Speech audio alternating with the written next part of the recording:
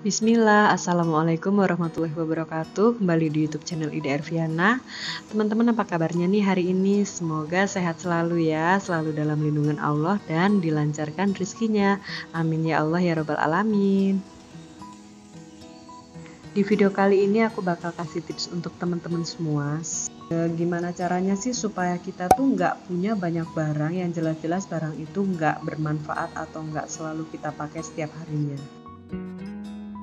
Jadi langsung aja untuk tips yang pertama, yaitu jangan banyak membeli.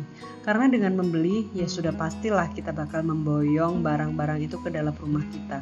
Dan padahal barang-barang itu manfaatnya tuh kayak nggak maksimal banget gitu untuk hidup kita.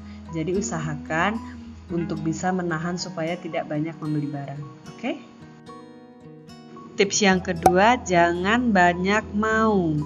Karena dengan banyak mau, pasti kita bakal mengusahakan dong apa yang kita mau itu bisa terwujud. Dan akhirnya kita beli deh, kita cari barang-barang itu. Ya, pastinya juga bakal numpuk lagi di rumah kita. Pokoknya harus bisa benar-benar nahan. Dan harus bisa benar-benar memisahkan antara keinginan dan kemauan. Oh ya teman-teman, mungkin ini nanti bakal jadi video yang panjang atau tipsnya tuh agak banyak. Ya aku harap kalian gak bosen ya untuk dengerinnya.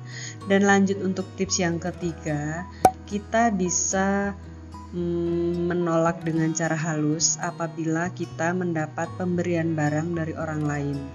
Jadi tidak semua barang pemberian orang lain tuh harus kita terima hanya dengan alasan kita nggak enak atau kita kasihan karena udah dikasih harus kita terima. Dan kalau menurutku yang nggak harus kayak gitu juga gitu. Semisal kita pikir oh barang ini bener-bener kita butuhin nih, ya udah kita terima. Kita simpan baik-baik barang itu dan kita manfaatkan sebaik mungkin. Ya namanya juga pemberian kan, jadi harus dijaga juga, harus dirawat gitu. Tapi sebaliknya, apabila kita merasa barang itu kayaknya aku belum butuh deh barang ini di rumahku, atau kayaknya barang ini bakal nggak kepake deh di rumahku, ya udah kalian bisa tolak secara halus pemberian dari orang tersebut.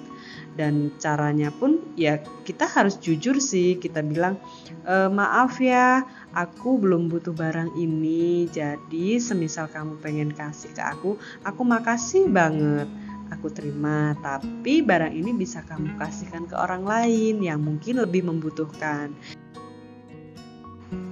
Dan aku yakin orang yang akan memberikan barang kepada kita itu juga bisa ngerti gitu loh.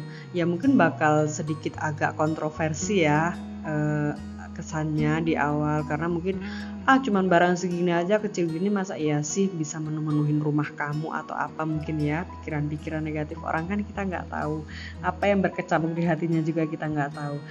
Tapi ya itu tadi, kenyataan pahit yang memang harus benar-benar kita terapkan untuk melatih diri supaya kita nggak asal-asalan menerima barang yang ujung-ujungnya juga manfaatnya nggak ada di kita atau hanya akan memenuhi rumah kita.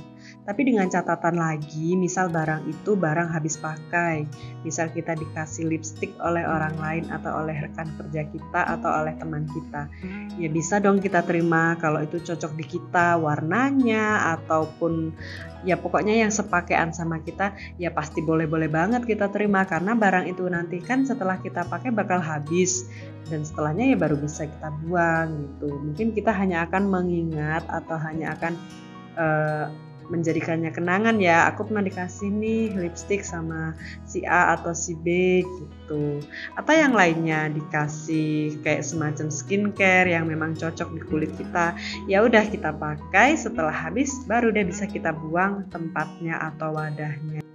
Dan pastinya nggak akan menuhin rumah kita juga gitu. Tapi kalau semacam barang yang dikasih itu kayak baju banyak-banyak ya jumlahnya, atau sepatu yang mungkin nggak akan kita pakai juga karena kita merasa aduh ini kegedean atau kekecilan gitu, ya udah sebaiknya tolak secara halus. Itu sih kalau saranku.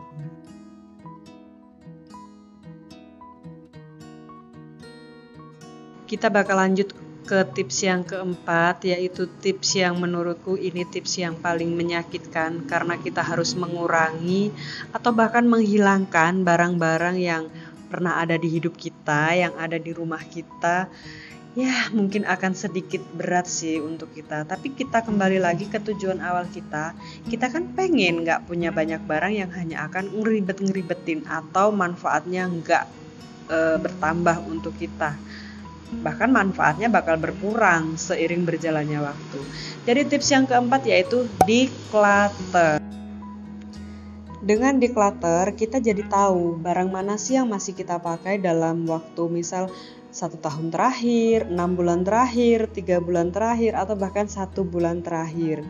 Dan setelah itu baru kita bisa kurangin barang-barang apa yang memang itu tadi ya manfaatnya udah nggak ada lagi di hidup kita misal.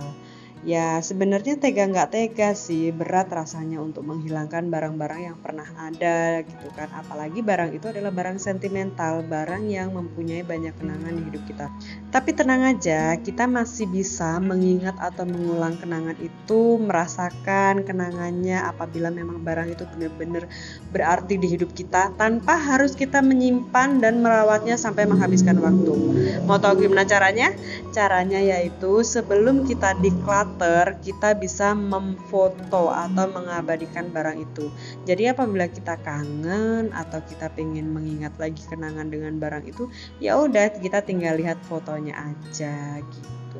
Pasti aku yakin kenangan itu rasanya tuh nggak akan berubah meskipun kita hanya bisa melihat gambarnya tanpa memegang barangnya. Dan yang lebih menguntungkan lagi, kita nggak perlu menyediakan tempat untuk barang tersebut, dan kita tidak perlu menyediakan waktu juga untuk merawat barang tersebut, meskipun hanya dengan ngelap ataupun menghilangkan kotoran. Ya kalau menurutku sih masih banyak aktivitas lain yang bisa dilakukan selain daripada merawat barang yang jelas-jelas kenangannya sudah lewat di hidup kita gitu. Baiklah teman-teman, jadi segitu dulu videonya, semoga bermanfaat dan semoga juga kalian suka dengan videonya. Nantikan videoku yang selanjutnya. Bye bye, see you next time. Wassalamualaikum warahmatullahi wabarakatuh.